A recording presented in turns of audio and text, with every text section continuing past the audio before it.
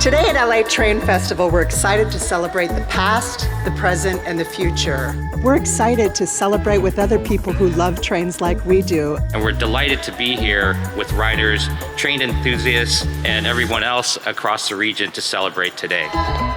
Train Festival is an opportunity to educate the public on what's happening. We hope everybody will come and learn something new today. It's an opportunity for people that love trains, model trains, to historic trains, to come and see Union Station's amazing historic gem of a building.